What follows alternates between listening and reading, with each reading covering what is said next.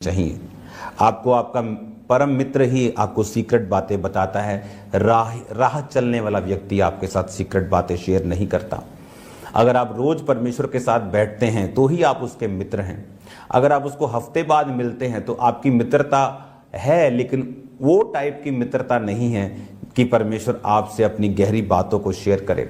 इसलिए मैंने संडे समझाया था कि सब दास एक समान नहीं हैं। परमेश्वर अब्राहम के विषय में कहता है, क्या मैं जो सदोम अमोरा को कर रहा हूं क्या अब्राहम से छुपा के रखूं?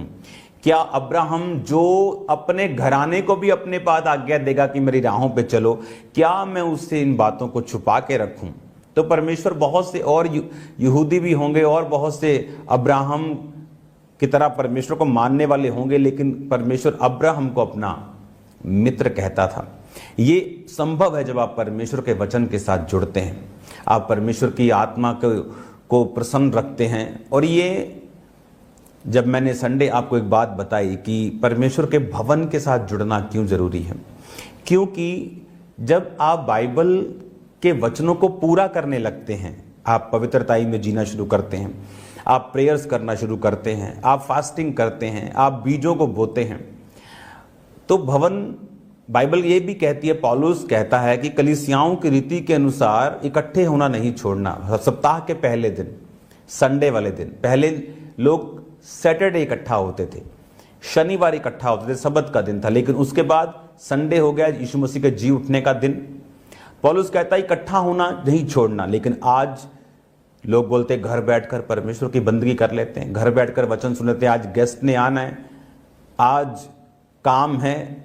लेकिन बाइबल कहती परमेश्वर ने सख्त हुक्म दिए थे कि छठे दिन कुछ नहीं, 6 दिन के बाद 7वां दिन कुछ मत करना, विश्राम करना, भवन में जाना।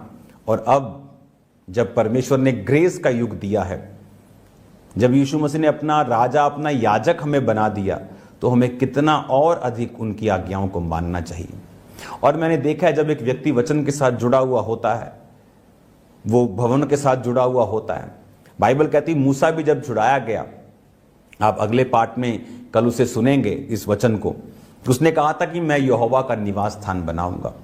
निवास स्थान के साथ दाऊद भी प्रेम करता था, मूसा भी प्रेम करता था। जीसस को बाइबल कहती, जीसस ने कहा था तेरे घर की धुन मुझे खा जाएगी, तेरा घर प्रार्थना का घर कहलाएगा। हालेलुया। और उसने कहा था तेरी घर की धुन मुझे खा जाएगी। एक व्यक्ति जब आत्मिक होता है, आप उसकी लाइफ में नोटिस करेंगे, परमेश्वर के भवन के लिए उसके हृदय में एक अलग प्रकार का प्रेम होता है। और जितने लोग आत्मिक दिखते हैं लेकिन होते नहीं, ऐसे बहुत से लोग हैं। मैं आपको लिस्ट बता सकता हूं ऐसे प्रचारकों की, खासकर इवेंजलिस्ट लोगों की, जो लोग जब जाते हैं प्रीच करने तो लंगड़े चलते हैं और लाखों लोग इकट्ठा होते हैं, रियल में लाखों। मेरे क्रूसेड्स में लाखों लोग जब आते तो मैं आपको बता सकता हूं रियल में लाखों किसे कहते हैं। वो फेसबुक वाला, यूट्यूब वाला लाखों नहीं कि पिक्चर को एडिट कर करके लाखों कैसे दिखाना है, वो वाला लाखों नहीं, असली वाला लाखों। हालेलुया। और संडे को उनका अपना चर्च नहीं, इवेंजलिस्ट हैं, और संडे को वो चर्च जाते हैं किसी और पास्टर के पास। Great man of God, great believers भवन के साथ जुड़े हुए मिलेंगे आपको। ग्रेट लोग परमेश्वर के भवन के प्रति स्पेशल प्यार रखेंगे, कभी मिस नहीं करेंगे। संडे रिश्तेदारों को बोल के रखते हैं नहीं आना। मेरे क्रिश्चियन रिश्तेदार उनको बोल के रखा है संडे मॉर्निंग मेरे घर पे नहीं एंटर करना। परमेश्वर के भवन में मैं जा रहा हूं, मुझे अपनी स्पिरिट को मेंटेन करके जाना है, फालतू बातों को मैं करके नहीं जाऊंगा। जो भी हेलो हाय शाय करनी है बाद में देख लेंगे, मीटिंग के बाद जो मर्जी करो, हाँ जो मर्जी, मतलब बैठो बात करो, लेकिन मीटिंग से पहले नहीं, क्रूसेड से पहले नहीं।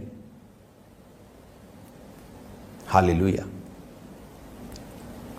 मीटिंग से पहले मैं अपना कोई व्हाट्सएप चेक नहीं करता। अगर किसी के गलती से हरे टिक लग भी गए तो ये सोच लो मैंने चेक नहीं किया, वो ऐसे ही लग गए हरे टिक आपके। हालेलुया। ग्रेट लोग, ग्रेट बिलीवर्स भवनों के साथ जुड़े हुए हैं, सेवकाइयों के साथ, मिनिस्ट्रीज के साथ जुड़े हुए हैं। दाऊद स्पेशल प्रेम करता था, पूरा अपना पर्सनल सोना बो दिया। सुलेमान लव करता था, नेहेमिया लव करता था। आप देख लो लोग, पतरस, जीसस क्राइस्ट, खुदा के भवन के साथ ये प्यार करने वाले लोग थे।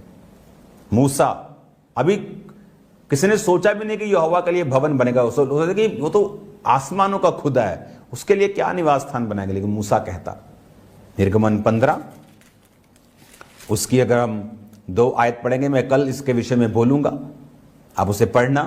वहां लिखा है कि मैं उसके लिए निवास स्थान बनाऊंगा। हालेलुया।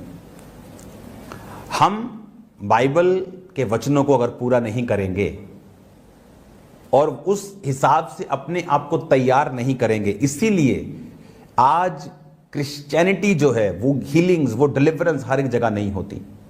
नहीं मिलेगा कि मुझे परमेश्वर से, मुझे यीशु से मेल मिलाप करना है और उसी के कारण हमें शांति मिलेगी।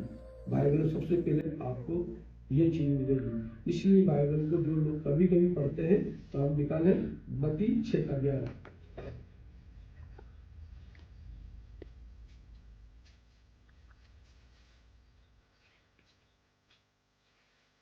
हमारी दिन भर की रोटी आज हमें दे।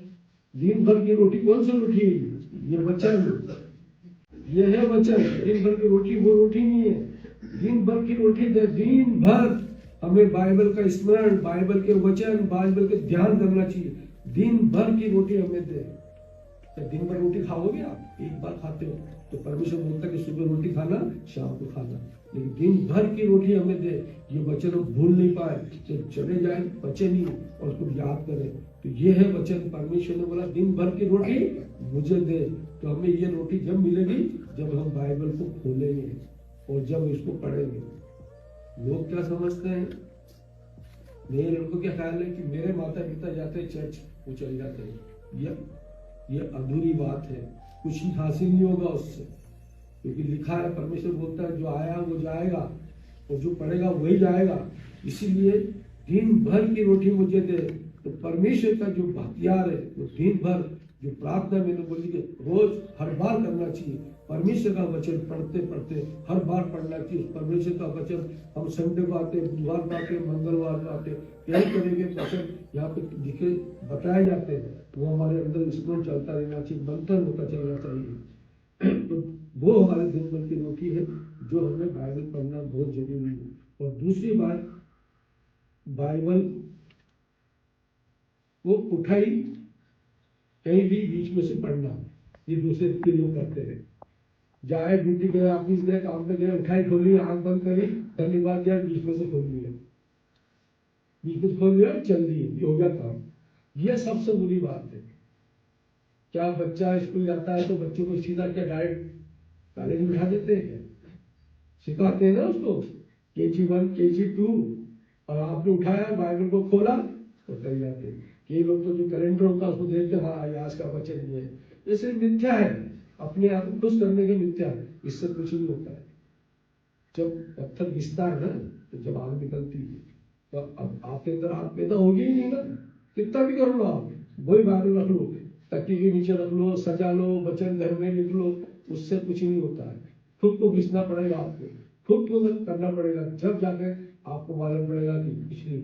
जो लोग बाइबल उठाते और पढ़ते तो बच्चे की तरह सीखना पड़ेगा, जब जाके होते हैं। आप सीखोगे नहीं तो फिर कैसे उठेंगे? जो बहुत लोगों को जब मैंने देखा कि रात चलते उठाई बाइबल, उठाए वचन पढ़ा, तो फिर ये बुरी बात है, ये अच्छी। आप परमेश्वर का मजाक उड़ा रहे, परमेश्वर का मजाक उड़ा रहे। क्या कोई बच्चा के उसको बोल के सीख जाएगा क्या?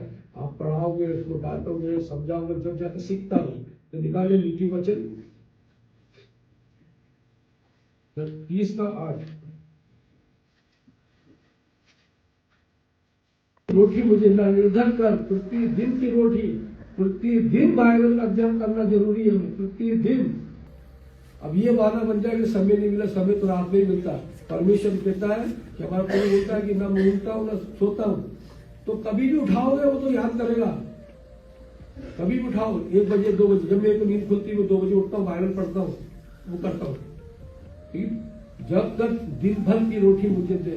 यह क्या लिखा सिस्टर, पढ़ना दोस्तों। व्यर्थ और झूठी बात मुझसे दूर रख, मुझे ना तो निर्धन कर और ना धनी बना। व्यर्थ बातों से दूर रखेगा।